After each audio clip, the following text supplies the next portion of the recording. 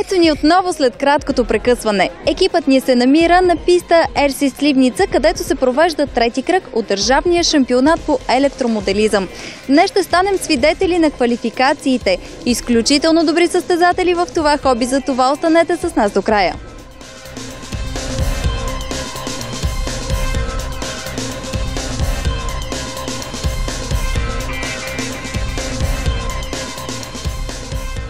Кажи ни от колко време се занимаваш с това хоби? Грубо казано, около 10 години са вече. Как се запали по това хоби? Гледах клипове в интернет и ми стана интересно. Намерих чужди български форуми, които занимават точно с това нещо. И леко по леко така се случиха нещата. Купих си един много непрофесионален модел. Започнах да го тунинговам и така станаха работите. След време си купих малко по-професионален модел. Намерих Българската федерация по автомоделизъм и така. Добре, какви са първите стъпки, които всеки един моделист трябва да знае? Как се започва? Това е много труден въпрос, защото винаги се разбира по трудния начин. Всеки евентуално започва с много по-евтин модел. Но с времето разбираш, че колкото по-евтин модел, толкова по-лошо представянето ти е на пистата. Просто най-важното е модел да е добре подготвен и най-вече добре настроен. В кой клас се включваш? В Electric Stock. Той е с ограничение на моторите до 13,5, но иначе е сходен с по-големият клас Electric Touring.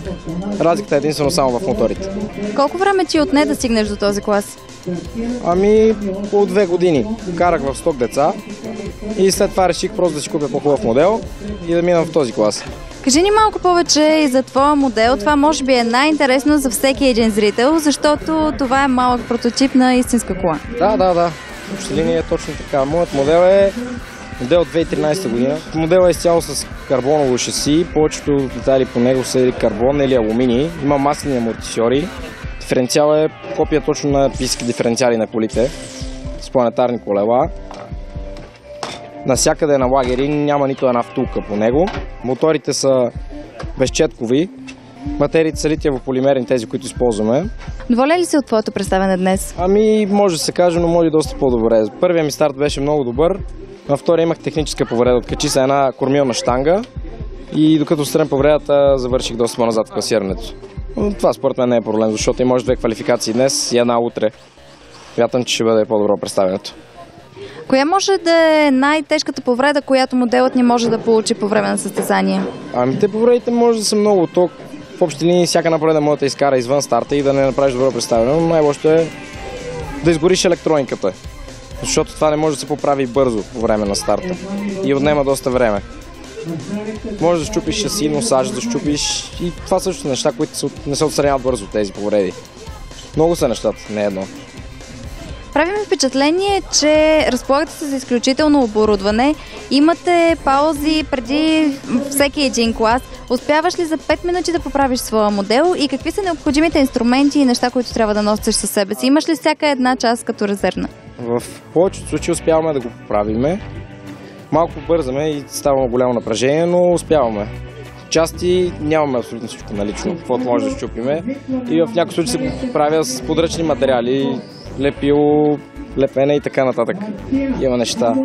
Иначе инструментите, това са шестограми, най-често срещаните при тези модели са шестограми от 1,5 до 4 мм, които са специално направени за тези модели, защото са от много як материал, с голяма якост. Успяваш ли всичко по модела си да поправиш сам? Да, може да се каже, че успявам. Още един въпрос имам, който е изключително интересен. Тук обстановката, взаимоотношенията ви са много приятелски, така ли? Всъщност има ли доза на конкуренция помежду ви? Винаги има конкуренция, но стараем да не се караме всичко да е в границите на нормалното. Да има фейрплей между хората. Това е най-важното. Поне да си правим кефа. Черпите ли опит помежду си? Да, абсолютно винаги. Всеки споделя какво е направил, дали е имало добър ефект, лош ефект и така нататък. Какви са твоите амбиции? Докъде искаш да стигнеш в този спорт? Това е много сложен въпрос, защото този спорт е разпространен в цял свят. Надявам се, поне България да стане най-добрия, но Това времето ще го покаже. Ще проследим квалификациите в клас 1 към 12. Това е най-малкият клас, същевременно най-прецизният за каране в предвид своето аеродинамично купе, които имат моделите. Има изключително високо ниво на притискане и този модел успява само с задно предаване да дава време, което другите модели са 4x4 и дават сравнително еднакви времена. И втория модел успяха да го отстранят техническия проблем. За съжаление, може би не е достатъчно добре отстранен. Сега ще проследим дали ще успее да стартира.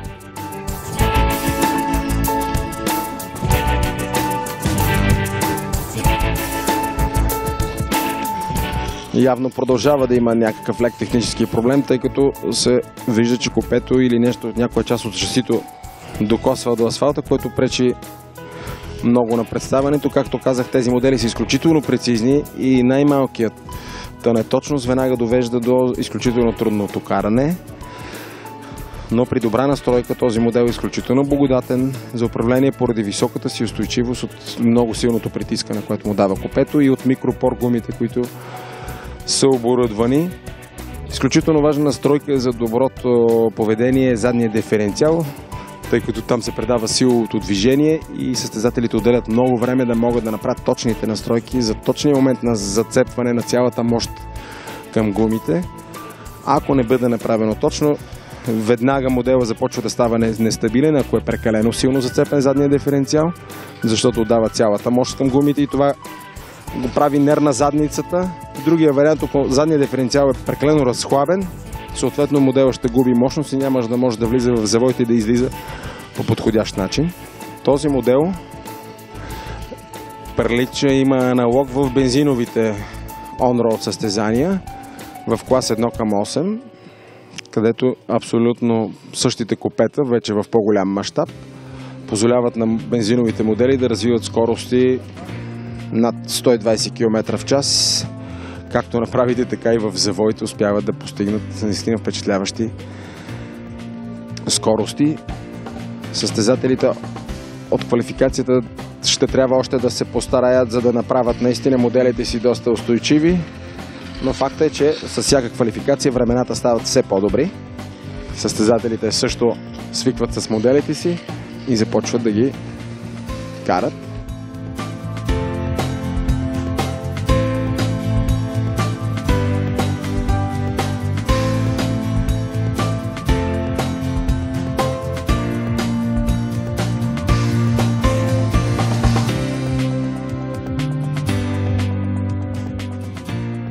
Както забелязвате, от тази година и пистата има нов облик.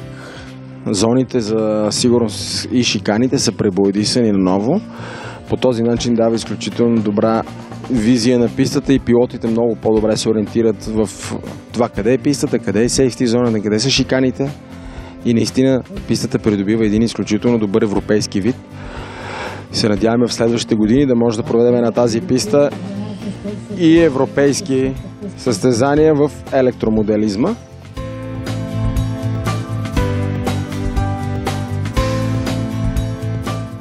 Забелязвате диференциалите, колко голяма важност имат при това модела да може да тръгне добре.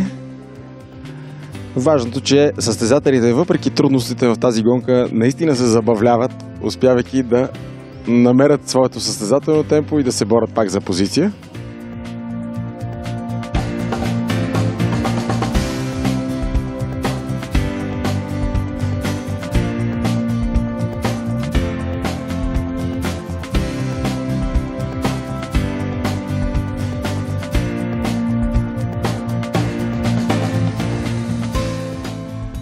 Въпреки някои наистина тежки удари, моделите са доста устойчиви и продължават да се движат без никакви технически проблеми.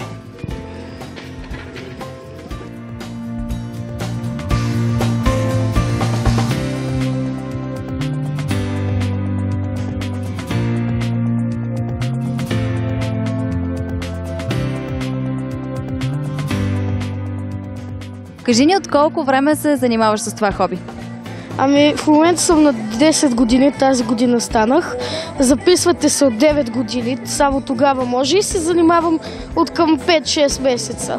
И какво ти харесва в това хоби? Какво те привлече в него и те кара да го практикуваш?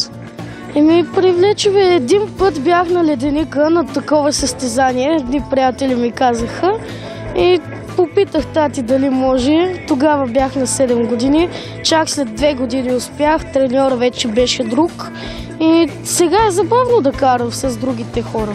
Как избра първия си модел? Първият ми модел беше играчка, но аз не знаех и го карах добре. Първото ми състезание един път беше в Банкия. Той се щупи и тогава разбрахме, че е играчка. И взехме вече други модели и така. И започна да се представяш доста по-професионално, предполагам. Да, но този модел в момента беше щупен. Поправихме го, една част се повредила и така. Всъщност, този модел е много по-бърз, защото е по-малък. В различни класове ли участваш с тези модели или си избираш с кой от тях да се включиш? В различни класове. Този 1 към 12, този 1 към 10. И кой клас ти е по-интересен? 1 към 10, защото има повече деца. В 1 към 12 само двама сме там. Тоест, колкото повече участници има, толкова по-добре и по-интересно е. Да.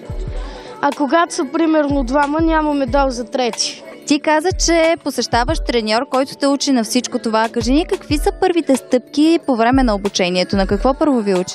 Да подаваме газ и да завиваме, но аз това вече го мога. После почваха да ме учат да отпускам газ на завоите на най-острите. В момента не мога да отпусна газта, защото спира. Добре, кое е най-трудно за изпълнение на самата писта? На бъгитата са скоковете, защото много често се чупят нещата, които държат гумите, носачите. Тук е трудно, когато има много остри завой на едно место. Кажи ни, каква е твоята амбиция? До какво ниво желаеш да стигнеш в хобито? Искам да надмина най-големия участник, който е Марио Вутов. Той не е много голям, той е към 23 или 25, но е пък много добър. Видяхме и доста професионални представения днес. Искаш ли да преминеш в друг клас някой ден? Мисля да взимам кола с гориво, но това ще е след 1-2 години, защото още съм малък. А каква е възрастовата граница при следващото ниво? При класа с гориво? При класа с гориво трябва да сте на или 11 или 10, но е много по-скъпо от тази кола. Ние ти пожелаваме много успех и се надяваме да те срещнем и в класа с гориво скоро. Какво ще пожелаеш ти на всички участници в състезанието? Пожелавам им да не им се щупят моделите, да не им изгарят частите. Това се е случило. Да им се получават хубаво копетата и да се записват още повече хора тук, за да ни е по-забавно и да има с кой да ставаме нови приятели и така. Възхищение предизвикаха участниците в майсторските класове, които показаха перфектно каране, постигнато, разбира се, с дългогодишен опит, постоянство и много тренировки. Ето и малко любопитна информация за моделите, умален прототип на мощните спортни автомобили, с които са избрали те да се състезават днес. Кажи ни как се зароди твоята страст към това хоби? Първоначално се зароди покрай радиоуправляеми кораби и лодки, но по-нататък прерасна в автомоделен спорт. И още от 10-12 годишна възраст се занимавам с автомобили. Интерес за нас представлява всичко, което е на тази маса. Разкажи ни малко повече за модела, с който се включваш. Моделът е както повечето големи коли, 4x4, има си маслени амортисьори, има диференциали, има настройка на абсолютно всички ъгли, както при истинските състезателни коли. И както може да видите, в момента съм поставил нагреватели за гуми, които поддържат постоянна температура в гумите, за да може, когато дойде старта, гумите да са загряти и да няма нужда от да се правят обиколки, в които да се загряват гумите. Поддържат температура от порядъка на 45 до 50 градуса тези нагреватели. Двигателите са електрически, трифазни, безчеткови. Батериите са литий полимерни, като точно тази е 7500 мА. Двигателите развиват обороти от сорта на 55 до 65 000 оборота, като вътрешната температура на ротора на двигателя по време на старт достига до 140-150 градуса. Обиколките се измерват с помощта на транспондер, който се монтира колкото се може по-близко до асфалта. И имаме система за отчитане, с която се отчитат обиколките и така се образува класирането и стартовете. Знаем, че моделите подлежат на модификация подобно на истинските спортни автомобили. Кажи ни какви са промените, които ти направи по базовия модел до този момент всъщност и кои са задължителните промени, за да се включим в този клас? Стоковия модел е доста конкурентно способен, но тунингите, които аз съм поставил, които съм направил на този модел, са алуминиеви оси на диференциалите, които са сравнително по-леки. Алуминиеви ябълки, с които държат горните щанги, те също са по-леки. Титаниеви винтове, които също намаляват теглото. Има и още доста тунинги, като алуминиеви главини, алуминиеви хъбове, алуминиеви носачи. Общо взето 50% от модела може да бъде заменен с тунинг части, улекотени, с по-добро представяне. Колко опитни трябва да сме в това хоби, за да знаем от какво се нуждаем и кои са нещата, които трябва да променим по своя модел?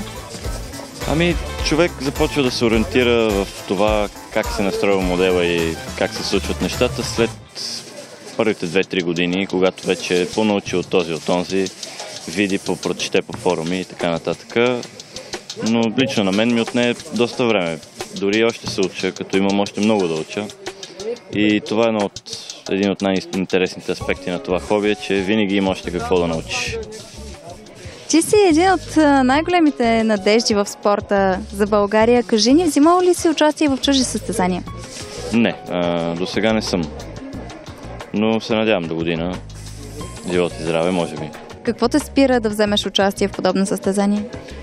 Главно, че изисква много голяма подготовка. Изисква 2-3 модела, няколко двигателя и от финансовата част също доста сериозна сума пари. Какво е нивото според теб в България на този спорт, като го съпоставим с чужбина? Нивото не бих казал, че е ниско. Сравнително добро е. Имаме млади състезатели, имаме състезател Емил Костадинов, той е 27-ми в Европа за миналата година, което е едно наистина много добро постижение. Бих казал, че има бъдеще спорт. Има и перспектива за развитие. Знаем, че пистата, на която се кара, е изключително важна за състезателите. Как ти се струва пистата, на която сме днес? Пистата е една от най-хубавите в България за електрически модели. Равна е, много е технична, има дълга права, но и тясни къси завой, които изискват техничност и умения.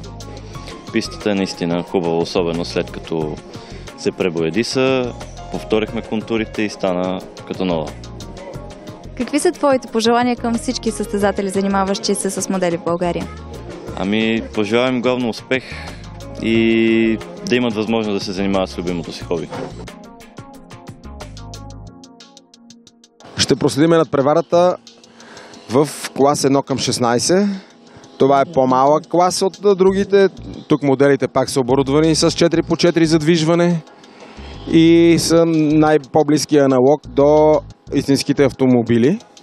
Изглеждат си както са копетата на някои автомобили.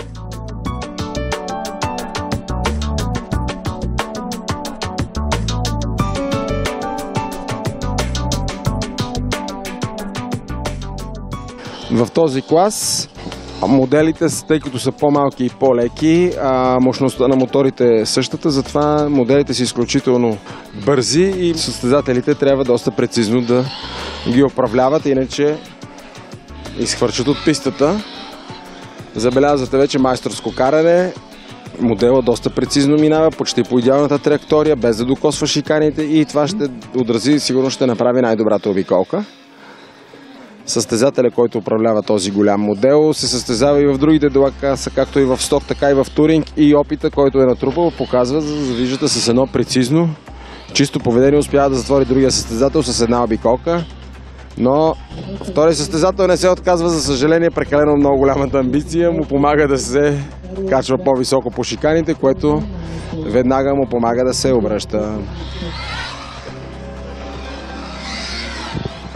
В този клас има възможност всеки желаещ и начинаещ радиомоделист да се включи, тъй като в този клас ценовите диапазони на моделите са доста по-ниски и общо взето всяко моделче, което е за начално обучение, може да бъде включено в този клас. Именно за това и тук участват също доста деца, които успеят да развият своите умения и след това да се качат в по-високите класове, където се изисква повече спортно майсторство, повече настройки. Тук моделите са доста универсални, не е необходимо да се правят кой знае какви настройки, тъй като те са заводско изпълнение и се справят завидно добре. Забелязват още едно затваряне с прецизно каране. Другия състезател се опитва да прескочи, но оградата е доста издръжлива. С още една обиколка успява да изпревари състезателя с джипа. Но забелязвате, че при всяко едно изпреварване втория състезател доста се амбицира и пробва да скъси дистанцията, което обаче веднага води до някоя грешка, която отваря допълнително разстояние между състезателите.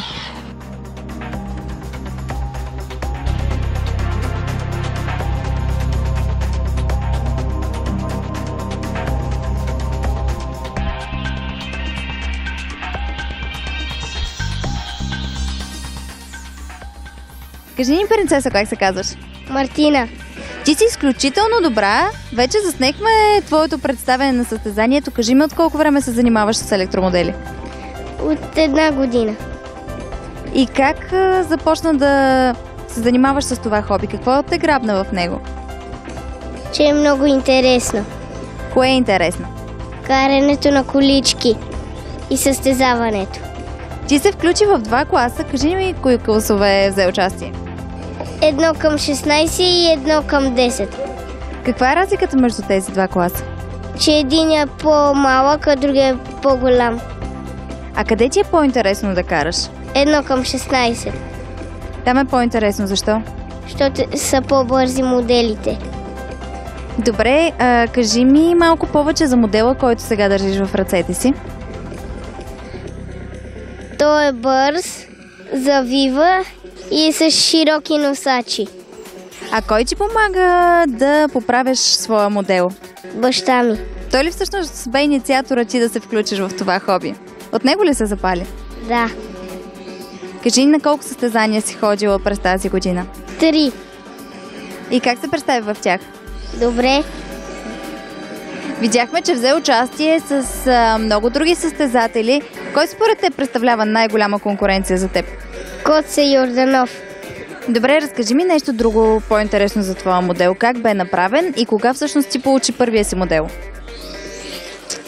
Първият ми модел беше рали и от него се научих. И вече карам 1 към 16 и 1 към 10. Колко модела си сменила до сега? Само един. Добре, видяхме, че няколко пъти твоя модел всъщност се блъсна, преобърна. Доколко опасно е това за самия модел? Може ли да се счупи и съответно да отпаднеш от състезанието по този начин? Някой път, да. Кое ти е най-трудно да изпълняваш по пистата? Острите завои. Но въпреки всичко се справяш. Да. Какво ще пожелаеш на всички участници днес? Много късмет. Допълнителното оборудване дава на състезателите точно времеизмерване до 100 от секундата. Намираме се и до Иван Ганчев, който е съдия по измерване на резултатите в днешното състезание. От него ще научим малко повече за това как всъщност става самото измерване.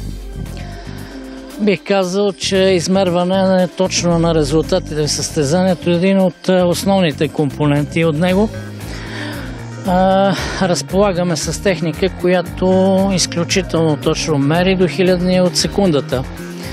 В моделите на всеки състезател има поставен чип, който ние наричаме транспондер, а друг модул Това е една антена вкопана в самата писта, която е включена в един декодер и той в компютър, където са внесени в специален софтуер имената на всички участници. Показва точно кой състезател за какво време е направил обиколките. При нашите състезания работиме за брой обиколки, обаче когато има еднакъв брой обиколки, се признава резултата, който е постигнат в най-добро време. Затова техниката прецизно мери, се постигат много точни резултати, което успокоява състезателите, които, разбира се, всеки иска да победи. Направи ни впечатление, че пускате състезателите под различен стартов номер. Каква е целта на това? Това е така наречения стагърт старт. Той изглежда, че един тръгва първи, но не е така. Просто софтуерът е така направен, че всеки кара и се взима времето му точно в 5 минути за колко обиколки е направен. Дали ще тръгне след 10 секунди, няма никакво значение. Защото е поставено в софтуера като стагърт старт. А когато е поставено старт от флаг, както е в финалите, тогава вече всички тръгват и са в момента, в който финишират, всички финишират. Как се представят състезателите до момента? Като се има на предвид, че повечето са деца, мисля, че много добре. А други, по-големи, запалени от дълго време, също се представят добре. Какви са вашите пожелания към всички състезатели днес? Пожелавам на всички да завършат успешно и да постигат високи резултати и да са здрави най-вече. След края на квалификациите всички състезатели очакваха следващия ден, през който те трябваше да дадат най-доброто от себе си, защото това бе решаващо за тях крайно класиране. Ето и кои бяха имената, завоювали призови места в отделните класове. В клас 1/10 Electric Touring. Трето място е за Емил Карамфилов, второ Константин Йорданов, първо Кристиян Костадинов. В клас 1/10 Electric Stock. Третото място бе за Румен Соколов, второ Николай Георгиев и първо Тони Янчев. Клас 1/10 Electric Stock деца. Трето място за Александър Вълков, второ място за Самуил Колев, първо място за Борис Иванов. Клас 1/12 Electric. Трето място Константин Йорданов, второ място Самуил Колев, първо място Боби Иванов. Клас 1/16 Electric. Трето място Мартина Кокошарова, второ място Илиян Илиев, първо място Калоян Кокошаров. Клас 1/10 Electric Team. Трето място Гриша Антони Емо, второ място Тони Тери и Никола, първо място за Калин и Коце.